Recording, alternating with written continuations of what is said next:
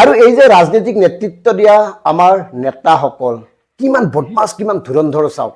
এজিপিৰ কথা কি ক'ব কংগ্ৰেছৰ কথা কি ক'ব আপোনাৰ বিজেপিৰ কথা কি ক'ব প্ৰতিটো দলৰে বেছিভাগ ৰাজনৈতিক নেতা চূড়ান্ত সুবিধাবাদী ধুৰন্ধৰ বদমাছ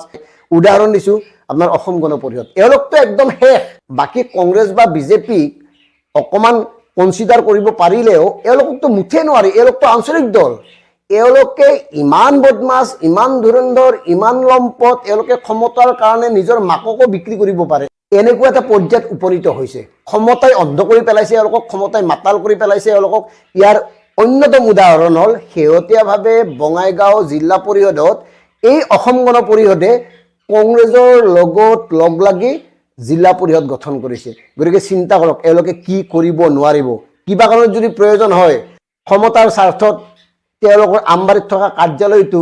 কাৰোবাৰ ওচৰত বন্ধকত থব লাগে বা কাৰোবাৰ ওচৰত বিক্ৰী কৰি দিব লাগে এওঁলোকে বিক্ৰী কৰি দিব মই অসম গণ পৰিষদৰ তৃণমূল পৰ্যায়ৰ কৰ্মীসকলক দোষ দিব খোজা নাই যিসকল নেতা অতুল কেশৱ ফণী বীৰেন